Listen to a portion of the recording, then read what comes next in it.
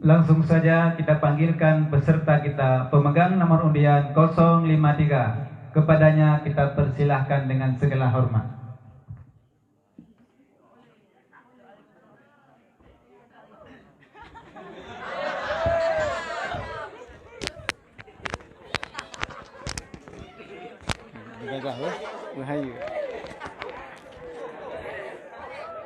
Allah berfirman, Nabi bersabda, jin menggoda, saya berkata Assalamualaikum warahmatullahi wabarakatuh. Waalaikumsalam warahmatullahi wabarakatuh. Alhamdulillah, alhamdulillahi rabbil alamin. Wassalatu wassalamu ala sayyidina Muhammadin wa ala alihi wa sahbihi ajma'in. Amma ba'd.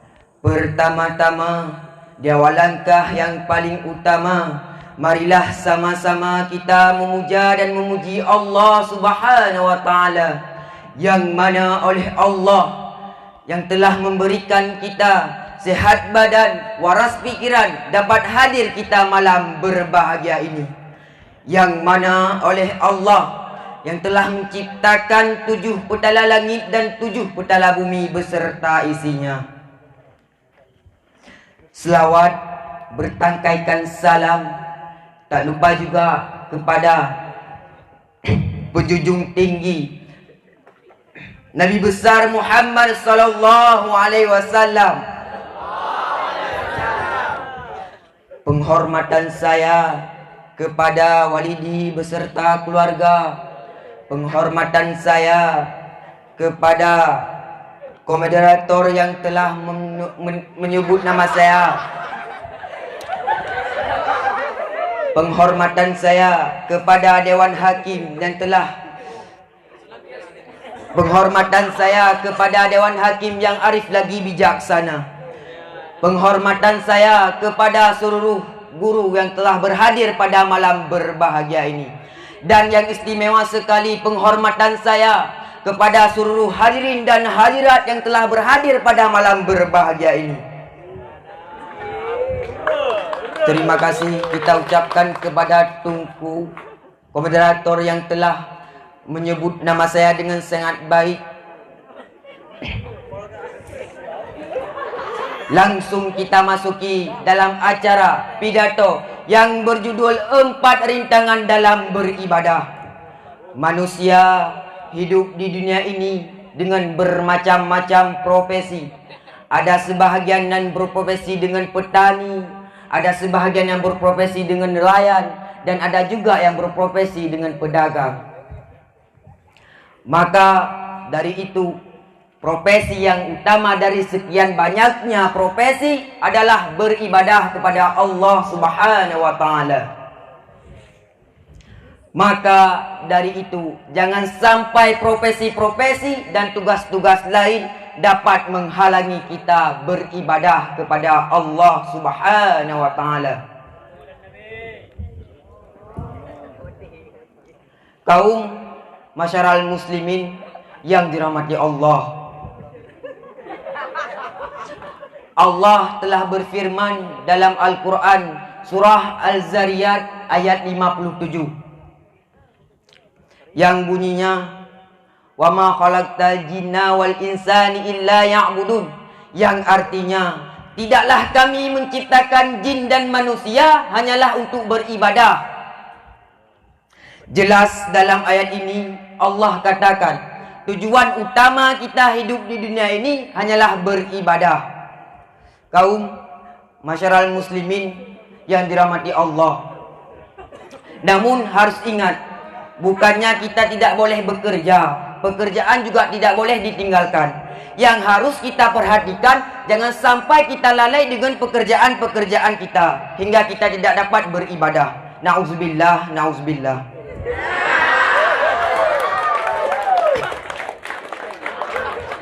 Imam Al-Ghazali telah jauh hari memberitahukan kita akan tentang hal tidak dapat beribadah. Sesungguhnya penghalang ibadah ini adalah mendetail agar kita dapat menjauhinya. Ibadah yang kita lakukan diterima oleh Allah Subhanahu wa taala. Imam Al-Ghazali berkata, sesungguhnya penghalang ibadah itu ada 4. Pertama, dunia serta isinya. Kedua, makhluk. Ketiga, syaitan. Keempat, nafsu. Pertama, dunia penghalang dalam kita beribadah seperti harta, jabatan, dan hal-hal yang lain. Kadangkala orang hartanya sudah banyak, lantas dia lalai lupa akhirat. Maka pergunakanlah harta dengan sebaik-baiknya. Jangan sampai harta kita dapat menghalangi kita beribadah kepada Allah Subhanahu wa taala. Selanjutnya, yang kedua adalah makhluk. Tanpa kita sadari, orang di sekeliling kita adalah penghambat kita dalam beribadah. Maka kita harus pintar dalam memilih dan memilah sahabat, dan harus pintar dengan siapa kita bergaul. Maka bila kita salah dalam memilih kawan, ini akan berpengaruh dalam kestabilan ibadah yang kita lakukan. Yang ketiga adalah syaitan. Sudah jelas syaitan adalah musuh bagi kita. Seseorang akan terjerumus ke dalam jurang kemaksiatan dikarenakan oleh rayuan syaitan. Sejarah telah membuktikan bahawa banyak sekali orang-orang akan terjerumus ke dalam jurang kemaksiatan dikarenakan oleh rayuan syaitan. Orang pikiran orang gini, neraka itu, surga itu murah. Padahal surga itu murah, neraka yang mahal. Lagi contohnya lagi surga. Contohnya surga. Salat nggak perlu bayar, zikir nggak perlu bayar, duha nggak perlu bayar, semuanya yang nggak perlu bayar. Neraka itu mahal. Sepertinya judi mahal, mabuk mahal, zina mahal, dan sip 1B berapa? Mahal kan? Maka berhati-hati, jangan sampai kita ditipu daya oleh syaitan.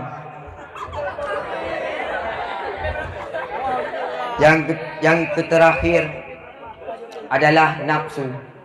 Nafsu adalah rintangan yang paling sulit untuk diantisipasi. Karena nafsu berada di jiwa seseorang, berada dengan 3 serimana, berbeda di luar jiwa seseorang. Karena rintangan yang berbeda di jiwa seseorang sangat sulit untuk diatasi. Mungkin ada cara yang jitu untuk merendahkan hawa nafsu. Ini adalah dengan cara berpuasa. Berpuasa adalah menjadi hawa nafsu agak jinak. Dikarenakan bila kita mengkonsumsi makanan, ibarat nafsu itu kayak bensin, yang membuat hawa nafsu menjadi non-reaktif.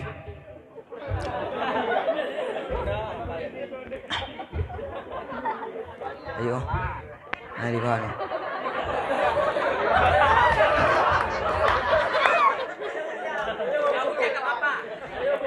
Hanya sekian pidato saya. Kalau udah kurang minta maaf. Kalau ada sumur di ladang, boleh kita numpang mandi. Kalau ada umurku panjang, bisa kita berjumpa lagi. Wassalamualaikum warahmatullahi wabarakatuh. Waalaikumsalam warahmatullahi wabarakatuh.